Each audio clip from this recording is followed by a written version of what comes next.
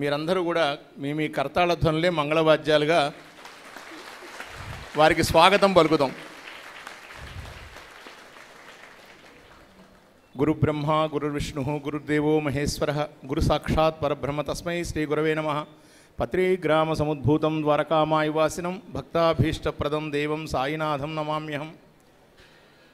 శ్రీ గురుభ్యో నమః. సభాయే నమః. మనం మన ఆలయం తరపున ఏర్పాటు చేసుకున్న యోగ వాసిష్టం ప్రవచనాల్లో 3 రోజుల ప్రవచనాల్లో ఈరోజు 2వ రోజు. నిన్న ప్రారంభమైనవి. గురువుగారు మన యందు కృపతో వారు అంగీకరించడం, మన ఆలయానికి విచ్చేయటం, మనందరికీ కూడా యోగ వాసిష్టం యొక్క మూలాలను, అందులోని ప్రధాన అంశాలను మనకి వివరించడానికి వారు అంగీకరించి 3 రోజులు ప్రవచనాలు చేయటం మన భాగ్యంగా భావిస్తూ, ఇది ఆ సాయినాథుడు మన మీద కరుణతో ఏర్పాటు చేసిన కార్యక్రమంగా మనం భావించుకుంటూ మీ అందరి సహకారాన్ని కోరుతున్నాం. గురువుగారిని తమ 2వ రోజు ప్రసంగాన్ని, ప్రవచనాన్ని ప్రారంభించవలసిందిగా మీ అందరి తరఫున సవినయంగా కోరుకుంటున్నాను. హైదరాబాద్ బాగంబర్పేటలోని షిరిడీ సాయి నాథుని ఆలయంలో జరుగుతూ ఉన్న యోగ వాసిష్ఠ ప్రవచనం మీద సాగుతూ ఉన్న 3 రోజుల ప్రవచనంలో భాగంగా 2వ రోజు ప్రవచనానికి మీకు అందరికీ హృదయపూర్వకంగా స్వాగతం పలుకుతున్నాం. మాతృదేవోభవ. దేవేంద్రలోక కవిపీఠమజీర్ణపాఠం. అమ్మ దేవేంద్రలోక కవిపీఠమజీర్ణపాఠం సౌవర్ణవర్ణమణిపీఠమతైలజాటం. సౌవర్ణవర్ణమణిపీఠమతైలజాటం చిత్తే నిరస్య సతతం ప్రతిమానశూన్యం.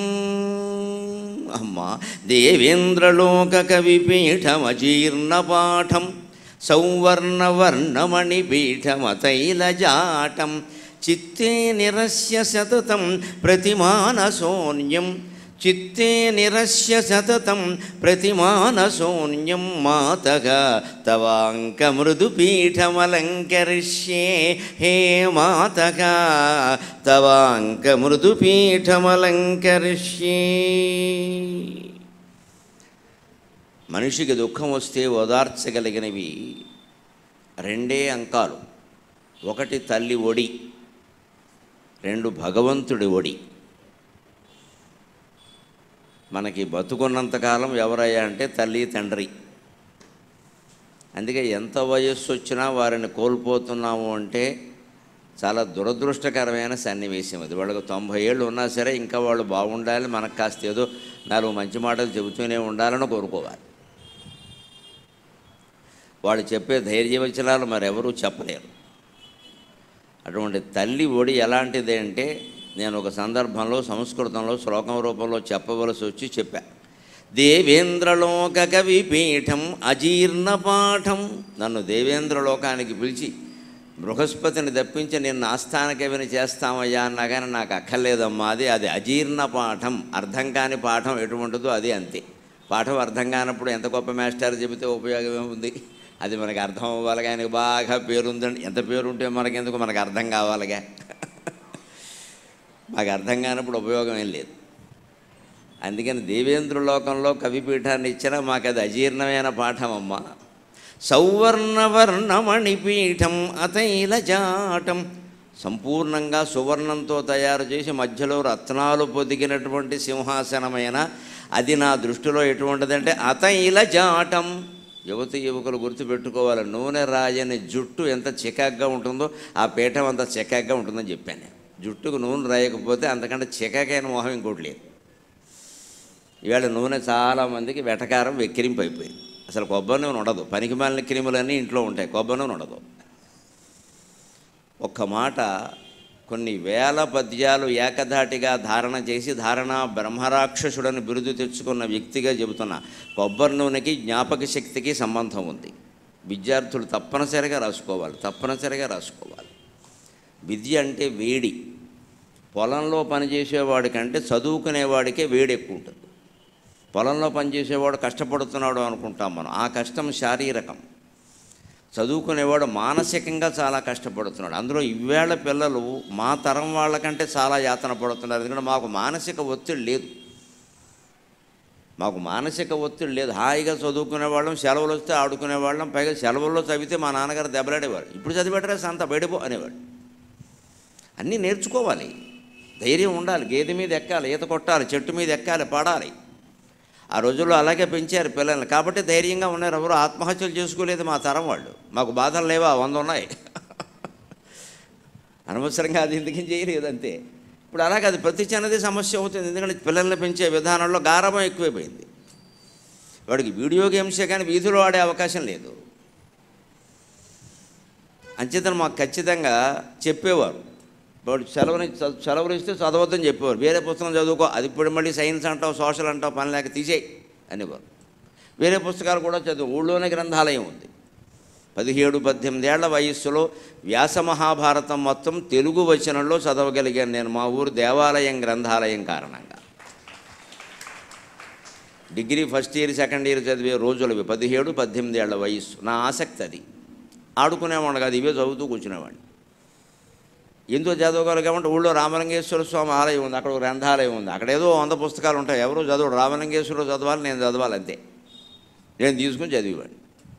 పాపం అక్కడ గుమాస్తా గారు ఉండి ఎవరో అడగరా నువ్వు అడుగుతున్నావు అని ఇచ్చేవాడు పాపం. అప్పుడు చదువుకున్నావు అవన్నీ. అప్పుడు రాసుకుని ఆ పుస్తకాలు చదువుకుని రాసుకున్న నోట్సులు ఇప్పటికీ ఉన్నాయి. వాటిని ఇప్పటికీ ప్రతిరోజు నేను 7:30 నుంచి 8 వరకు ఆ నోట్సులని చదువుతాను. అటువంటి 6 నోట్సులు ఉన్నాయి నా దగ్గర. అక్కడి నుంచే వస్తుంది పాండిత్యం. ఎక్కడి నుంచి వస్తుంది? పైనుంచి ఏమీ కురవదు, వాన కురుస్తుంది అంతే. బిల్డింగ్ లీక్ అయితే ఇంకేం కురవదు. అజ్ఞానంతో నమ్మకాలు పెట్టుకోకండి, మనం కృషి చేస్తేనే వస్తుంది. ఈ రాసుకున్నవన్నీ 17 ఏళ్ల వయస్సు నుంచి ఇప్పుడు 66 ఏళ్ల వయస్సు వరకు రాసుకున్నవన్నీ ఓ డైరీల్లో రాసుకుంటే 6-7 డైరీలు అయ్యాయి. ఎంత లావు డైరీ. అవి మళ్ళీ రోజు 7:30 నుంచి 8 గంటల వరకు ప్రవచనం లేకపోతే ఇంట్లో ఉంటే అదే పని. ఎన్ని పేజీలు అయితే అన్ని పేజీలు, మళ్ళీ రివిజన్, పునశ్చరణ. గుర్తుండక ఏమవుతాయి? టక్కుమని వస్తాయి. మననమే దానికి దారి, రిపిటేషన్.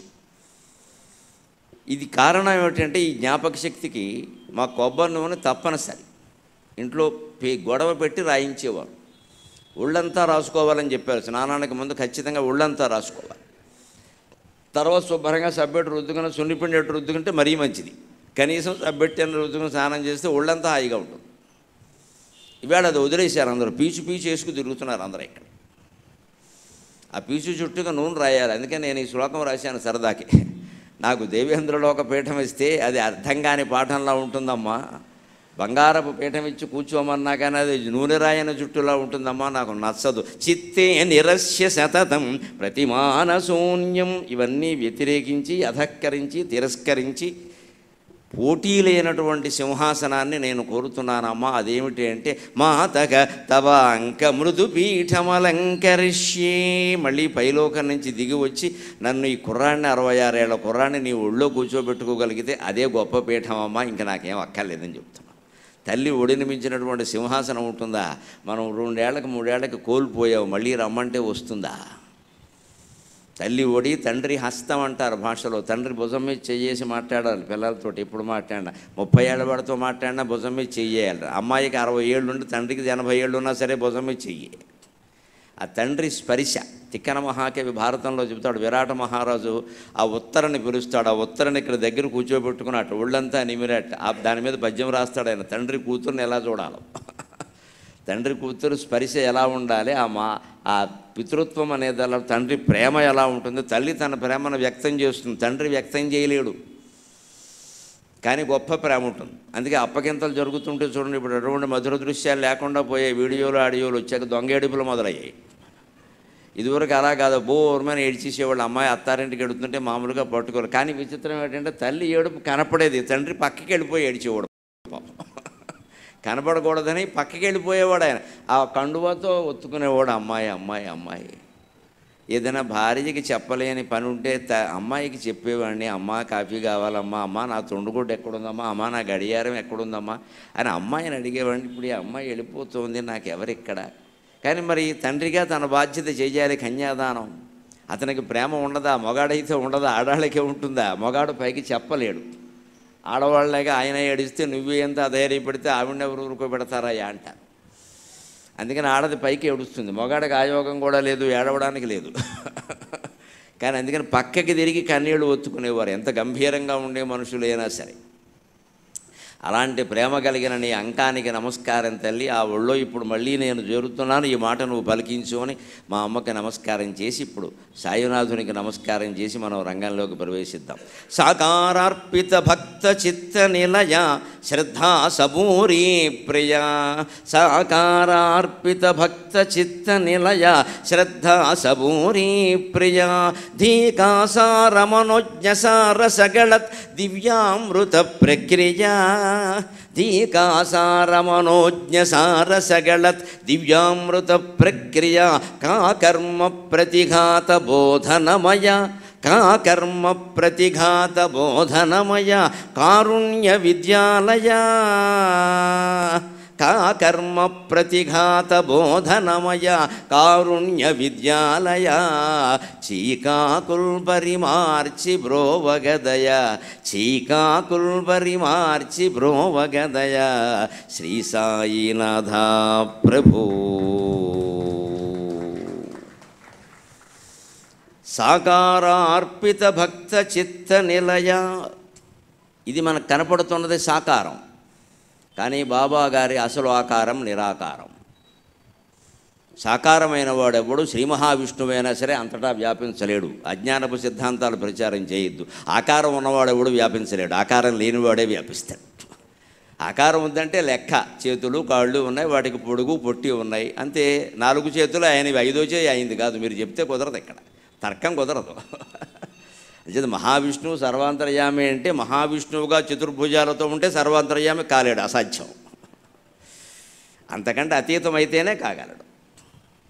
అంచేది భగవంతుడు విష్ణువైనా, శివుడైనా, రాముడైనా, కృష్ణుడైనా, బాబాగారైనా, మరెవరైనా, అయ్యప్ప స్వామి అయినా, ఎవరైనా నిరాకారమైతేనే సర్వాంతర్యామి కాగలరు. సాకారమైన వాళ్ళు ఎవరూ కాలేరు. మనమంతా సాకారులమే. అవగలమా? ఒకచోటే ఉంటాం, ఇంకో చోట ఉంటాం. దేవుడాకారమేనా అంతే. కాకపోతే కథ విశిష్టం అంతే. అంతే, దానిలో కొన్ని శక్తులు ఉండొచ్చు, కొన్ని మహిమలు ఉండొచ్చు, అంతేగాని అంతటా వ్యాపించడం కుదిరే పని కాదు. కానీ అంతటా వ్యాపించినటువంటి తేజస్సు ఇక్కడ మనకి బాబాగారి రూపంలో ఎందుకు కనపడుతుంది అంటే మనకు ఒక ఆకారం ఉంది. ఆకారం ఉన్నవాడికి ఆకారంతో ఉంటేనే అర్థం అవుతుంది, మరి ఏది అర్థం కాదు. అందుకని మన కోసం భగవంతుడు ఆకారం ధరించాడు. ఆ సాకారానికి మన మనస్సును అర్పిస్తే ఆ మనస్సులోనే ఆయన ఉంటాడు. సాకార అర్పిత భక్త చిత్త నిలయ శ్రద్ధా సబూరీ ప్రియ. భగవంతుడు ఎప్పుడూ మన మనస్సులో ఉంటాడు. మనమే ఆయన్ని మర్చిపోతూ ఉంటాం, ఆయన మనల్ని మర్చిపోడు. ఆ మర్చిపోకుండా ఉండడానికే బాబాగారు చెప్పిన 2 ఉపాయాలు శ్రద్ధా సబూరి. నీ శ్రద్ధగా భక్తితో ఉండు, విశ్వాసంతో ఉండు, నేను నీతోనే ఉంటాను అని చెప్పకల ఉంటున్నాను రా అబ్బాయి అన్నాడు. నేను అక్కడే ఉన్నాను, నువ్వు చూడకపోతే నన్నేం చేయమంటావు? అందుకే దేవాలయంలో మనకి ఏ ఆలయమైనా విగ్రహం చూడండి, హాయిగా ఎలా ఉంటుంది, ఎదురుగా చూస్తూ ఉంటుంది. ఈ పక్కకి ఆ పక్కకి చూడదు. ఇంకా దేవాలయం మళ్ళీ గర్భగుడికి వాస్తుండ ఈశాన్యం వైపు చూస్తే మంచిదని కుదరదు, అక్కడ ఎదురుగానే ఉంటుంది. అంటే భగవంతుడు ఎప్పుడూ మనల్ని చూస్తూనే ఉన్నాడు. ఆయన ఎదురుగా ఉంటే ఆయన చూపు నీ మీద పడుతుంది, లేకపోతే పడదు నీ కర్మ. ఆయన ఏం చేస్తాడు? మనం దేవాలయంలోకి అందరము దేవుడి కోసమే వస్తామని లేదు, రకరకాల ప్రయోజనాల కోసం వస్తారు. ప్రసాదాల కోసం వచ్చేవాడు కొందరు ఉంటారు. ఎవడు బ్రహ్మ వాడిది. కళ్యాణం కోసం ఒకడు వస్తే కన్నవేయడం కోసం ఒకడు వస్తాడు. పెద్ద ఉత్సవం జరుగుతుంటే ఉత్సవం కోసం మనం వస్తాం, ఏమైనా దొరుకుతుందేమో అని ఇంకోటి వస్తాడు. ఎవరి దృష్టి వారిది. ఎవరికి భగవంతుడు దొరుకుతాడంటే ఎవరి దృష్టి ఆయన యందు ఉంటుందో వాళ్ళకి దొరుకుతాడు. అంచేది ఇప్పుడు దృష్టి లోపం మనది కానీ ఆయనది కాదు. ఆయన సిద్ధంగానే ఉన్నాడు కరుణించడానికి. నువ్వు ముందుకు రాకపోతే ఆయన ఏం చేస్తాడు? ఊరికి భౌతికొచ్చి ఎదురుగా నుంచుంటే సరిపోదు, మనసు సిద్ధంగా ఉండాలి. నీ కరుణకు నేను సిద్ధంగా ఉంటాను, నువ్వు ఏదిస్తే స్వీకరిస్తానని చెప్పాలి. ఇది ఇమ్మని అడగకూడదు, నువ్వు ఏదిస్తే స్వీకరిస్తాను అంటే అప్పుడు ఆయన ఏది ఇవ్వాలో ఆలోచించుకుని పూర్తి బాధ్యత వహిస్తాడు. అదే శ్రద్ధా సబూరి. శ్రద్ధ ఉండాలి, విశ్వాసము ఉండాలి, లేకపోతే కుదరదు. ఇక్కడ ధీకాసార మనోజ్ఞసార సగళ దివ్యామృత ప్రక్రియ. ఈ 3 రోజులు యోగ వాసిష్టం రూపంలో మనం చెప్పుకుంటున్నదంతా ఇది. మనిషి యొక్క బుద్ధి ధీ కాసారం, అది చెరువు లాంటిది. అందులో మనోజ్ఞమైన సారసం, ఒక అందమైన తామర పువ్వు ఉంది. అందమైన చెరువు, అందులో అందమైన తామర పువ్వు. దాంట్లోంచి గళత్ స్రవిస్తోంది, జారుతోంది. ఏమిటంటే దివ్యామృత ప్రక్రియ, జ్ఞానామృతము స్రవిస్తోంది. ఆ స్రవిస్తున్న జ్ఞానామృతాన్ని కేవలం నిమిత్త మాత్రంగా ఇక్కడ కూర్చున్నటువంటి ఒక జీవుడు ద్వారా మీరు అందుకుంటున్నారు. మీరు అదృష్టవంతుడు. ధీకాసార్, ఇది వశిష్ఠ మహర్షి యొక్క బుద్ధి అనేటువంటి కాసారంలో వికసించినటువంటి పద్మంలోంచి వస్తున్న మకరందం. అది రాముడు చెవిలో పడింది, ఈవేళ మీ చెవిలో పడుతుంది. అంతే. శ్రోత రూపంలో మనం రాముడితో సమానం అయిపోయాం. మిగిలిన విషయాలు ఎలా ఉన్నాయి? శ్రోతలుగా మీరు రాముడితో సమానం అయ్యారు, వక్తగా నేను వశిష్ఠుడితో సమానం అయిపోయాను. ఈవేళ అరుంధతీదేవి కూడా వచ్చింది కాబట్టి గొడవలేదు. ముందు ఆ స్థానం మనకు వచ్చేసినట్టే దాన్ని నిలబెట్టుకోవడం అనేది మన శక్తి. చాలు, అక్కడికి ఆ స్థానం వచ్చింది కదా, వింటున్నాం కదా. ధీకాసార మనోజ్ఞసార సగళ దివ్యామృత ప్రక్రియ. ఏదైనా సరే మనం ఆలోచిస్తేనే దొరుకుతుంది. దయచేసి గమనించండి, దానంతటా అదేది రాదు. మనిషి భగవంతుడు కాళ్ళు చేతులతో పాటు ముఖ్యంగా మెదడు అనే అవయవం ఇచ్చాడు. మెదడుని మన పౌరాణిక పరిభాషలో ఆజ్ఞాచక్రం అంటారు. ఆజ్ఞాచక్రాంతరాళస్థ రుద్రగ్రంథి విభేదిని. రుద్రగ్రంథి అంటే ఈ 3వ కంటి ముడి, దాన్ని అమ్మవారు ఛేదనం చేస్తుంది. అందుకే అమ్మవారి యొక్క స్థానం ఇది ఆజ్ఞాచక్రం. అక్కడ ఆవిడ ఎరుపు రంగు చీర కట్టుకుని ఉంటుంది. అందుకే మనం ఎర్రటి బొట్టు పెట్టుకుంటాం. హిందూ మతంలో ఉండే ప్రతి ఆచారం ఆధ్యాత్మికం. ఏది మానడానికి వీల్లేదు, చేయాల్సింది ఎర్రబొట్టే పెట్టుకోవాలి. ఏ చీర కట్టుకుంటే ఆ రంగు బొట్టు ఎడతానంటే ఫ్యాషన్కి సరిపోతుంది, దైవానికి సరిపోదు.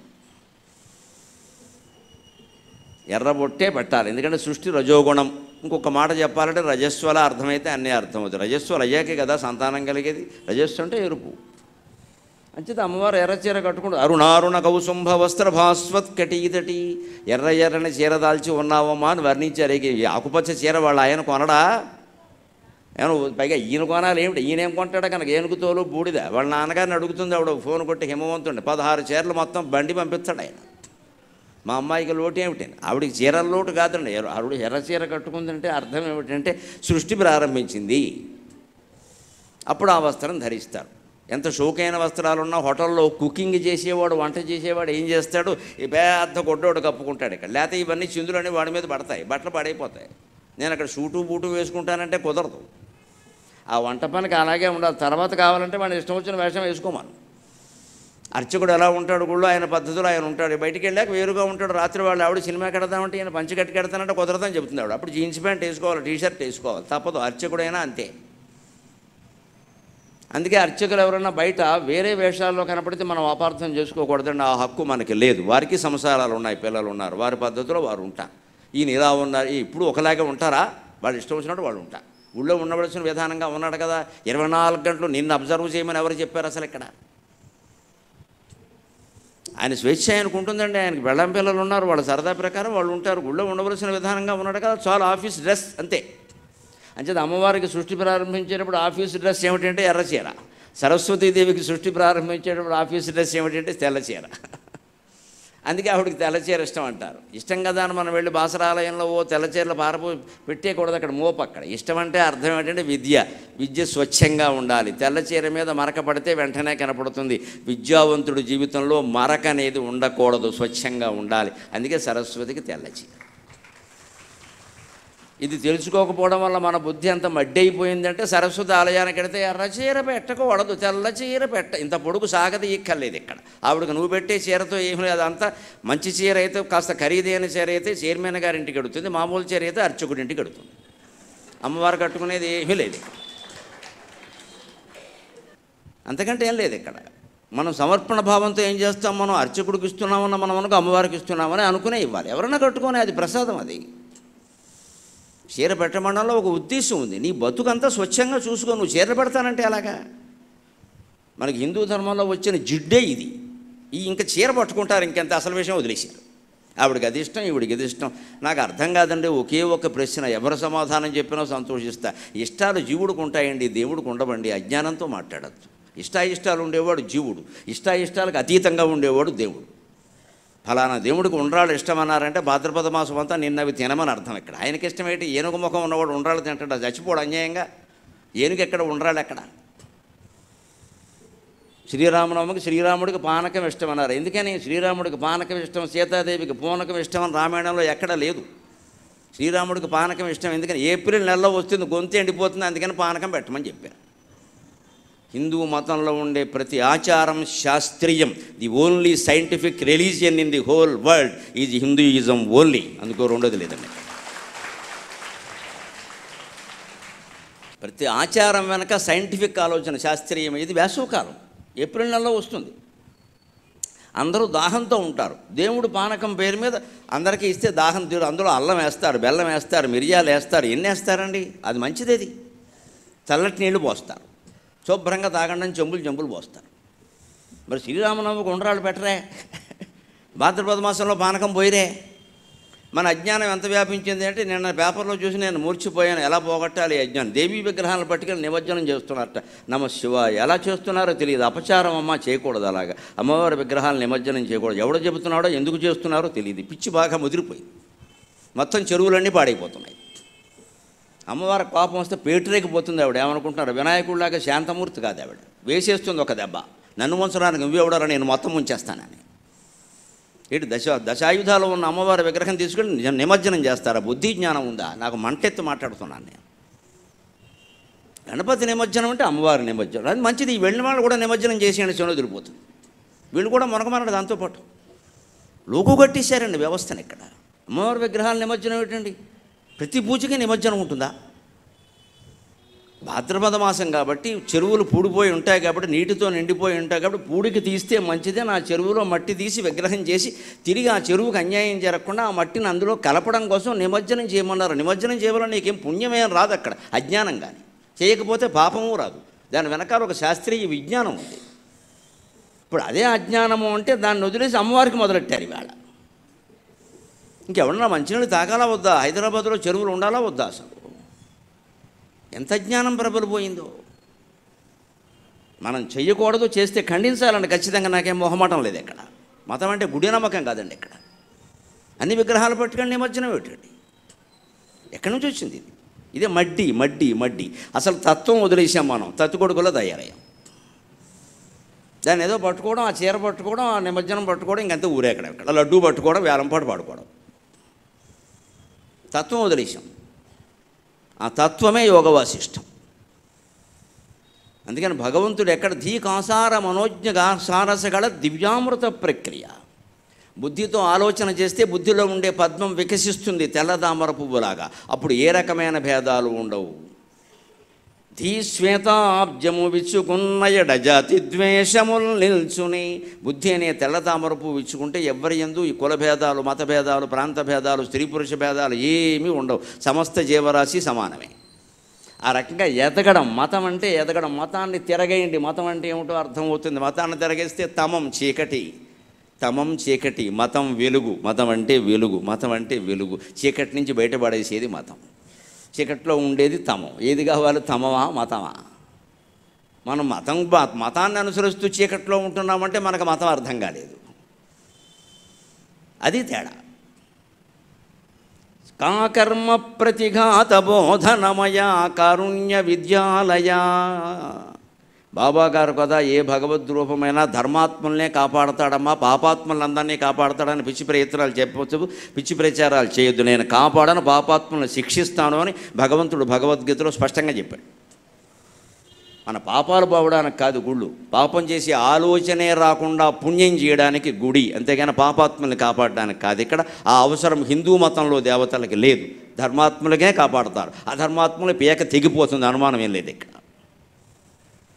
వంకర పనులైనా చేసి అక్రమంగా సంపాదించి 1000 కోట్లు ప్రభుత్వానికి కట్టాల్సిన పనులు కట్టకుండా ఎక్కడేసి గుళ్ళో విగ్రహం చేస్తే దేవుడు కాపాడుతాడు అనుకోవడం అజ్ఞానం. అలా కాపాడను అని అన్ని పురాణాల్లో స్పష్టంగా చెప్పాడు. ఈ అజ్ఞానం మనం ముందు వదులుకోవాలి. బాగా చేసే పాపాలు మానడు. దేవుడికి గుళ్ళో కిరీటం చేయిస్తారు. బాబాగారికి ఆ విషయం తెలియదు పాపం, వీడు ఎలా ఉన్నాడు. అందుకే వాడు శుభ్రంగా కిరీటం పెట్టించుకుంటాడు. ఆయన మనిషిని మాత్రం చెంచలు కూడా పంపిస్తాడు. ఆ పేరు ఎవడ పెట్టాడో బ్రహ్మాండంగా పెట్టాడు. బుద్ధి చంచలమైనప్పుడే చెంచలు కూడా పెడతాడు, లేకపోతే నిశ్చల కూడా ఉంటాడు ఇంట్లో. దాని పేరు బ్రహ్మాండంగా పెట్టారు జైలు పేరు, చెంచలు కూడా. నీ బుద్ధి చంచలమైందంటే చెంచలు కూడా పోతావు. నిశ్చలంగా ఉంటే నీ గూట్లో నువ్వు ఉంటావు. దేవుడు ఇచ్చినవన్నీ పుచ్చుకుంటాడు. అందులో వెంకటేశ్వర స్వామి చాలా లోక్య మోస్ట్ డిప్లొమాటిక్ గాడ్. పెట్టావు కానీ black money, I'm myself please black కానీ ఆయన అలాగానే ఉంటాడు. నో ప్రాబ్లం, బ్లాక్ మనీ పట్టుకొచ్చి వాడిని మాత్రం ఎక్కడ పంపాలో అక్కడ పంపిస్తాడు. అక్రమంగా సంపాదించిన వాళ్ళు ఎవరిని ఏ దేవుడు కాపాడలేదండి. మీరు పిచ్చి నమ్మకాలకు పోవద్దు. భగవంతుడు కాపాడాలంటే మనం సత్యాన్నే పలకాలి, ధర్మాన్నే అనుసరించాలి, అప్పుడే కాపాడుతాడు. విగ్రహాలకు పూజలు చేస్తే దేవుడు కాపాడుతాడు అనుకోవడం అజ్ఞానం. నువ్వు సత్యం మాట్లాడుతున్నావా, నువ్వు ధర్మంగా ఉన్నావా, ఈ రెండూ లేకుండా దేవుడు పూజ ఏమిటే అర్థం లేకుండా. భక్తుడు అంటే 3 లక్షణాలు ఉండాలి. మాటల్లో సత్యం, చేతల్లో ధర్మం, మనస్సులో భగవంతుడు, ఈ 3 కలిగిన వాడు భక్తుడు. భక్తుడు అంటే అర్థం అది. నీ మాటల్లో సత్యం ఉండాలి, నీ చేతల్లో ధర్మం, ఈ 2 ఉంటే సరిపోదండి. ఆ రెండిటికి ఎనర్జీ కావాలి, శక్తి కావాలంటే ఎప్పుడూ నమ శివాయ నమో నారాయణాయ శ్రీమాత్రే నమః ఏదో ఒక నామాన్ని స్మరిస్తూ ఉండాలి. ఆ నామం ద్వారా సెల్ ఫోన్ బ్యాటరీ ఛార్జింగ్ అయినట్టే మనం ఛార్జింగ్ అవుతాం. అప్పుడు మన జోలికి ఎవడు రాలేడు. లేకపోతే కేవలం సత్యం ధర్మాన్ని నమ్ముకుంటే చేయిద్దాం అనుకోవద్దు. పొరపాటు మాట కౌరవ పాండవ యుద్ధమే లెక్క. 7 అక్షౌహిణులు ఉన్నవాళ్ళు 11 అక్షౌహిణులు ఎలా గెలిచారండి? వేణుగోపాలస్వామి. లేకపోతే ఒక్కడిని చంపలేరు వీళ్ళు. ఆయన అక్కడ ఉండి సారథ్యం చేసి గెలిపించాడు. ఇది ధర్మం కాబట్టి ఇటువైపు ఉన్నాడు. మేనత్త కొడుకులు కాబట్టి ఉండలేదు. పొరపాటు మాట. దుర్యోధనుడు కూడా బంధువే. కృష్ణుడికి అజ్ఞానంతో మాట్లాడాడు. దుర్యోధనుడు వియ్యంకుడు. దుర్యోధనుడు కూతురు లక్షణని కృష్ణుడు కొడుకు సాంబుడికి ఇచ్చి పెళ్లి చేశారు. కృష్ణుడు దుర్యోధనుడు వియ్యంకుడు, స్వయంగా వియ్యంకుడు. ఈ మేనత్త కొడుకు చుట్టమైనప్పుడు వియ్యంకుడు కాదా? అందుకే దుర్యోధనుడు అంటాడు నాటకంలో, బంధుత్వం మనకేమి నాకును కొద్దియో గొప్ప నాకును అది లేకపోలేదు అంటాడు. బంధుత్వం వల్ల శ్రీకృష్ణుడు పాండవ పక్షపాతి కాదండి, ధర్మం కారణంగా పాండవ పక్షపాతి. భగవంతుడికి బంధుత్వంతో నిమిత్తం లేదు, ధర్మమే కావాలి, ధర్మాన్నే కాపాడుతాడు. మనం సత్యాన్ని పలికి ధర్మాన్ని అంటి పెట్టుకుని ఉంటేనే గుళ్ళోకి వచ్చే యోగ్యత మనకు ఉన్నట్టు, లేకపోతే ఇంటి దగ్గర ఉండడం మంచిది. ఇక్కడికి వస్తే మొత్తం ఏదో కోఆపరేటివ్ సొసైటీ రుణాల మాఫీ లాగా పాపాలన్నీ మాఫీ అని పిచ్చి ప్రచారం చేయొద్దు. పుణ్యాలు కూడా మాఫీ అవుతాయి, తట్టుకోమన్నాడు కూర్చొని. ఇక్కడ పుణ్యాలన్నీ కావాలి, పాపాలు పోవాలి. ఎక్కడ బేరం ఇది? కాకర్మ ప్రతిఘాత బోధనమయా. అందుకే బాబాగారు ఆచరణ కానీ బోధనలు కానీ ఎలా ఉన్నాయంటే, తప్పుడు పని చేస్తే మూతి ఊడిపోతుందని చెప్తాడు. నేను పిలకు ఊడిపోతుంది, అనుమానం లేదు.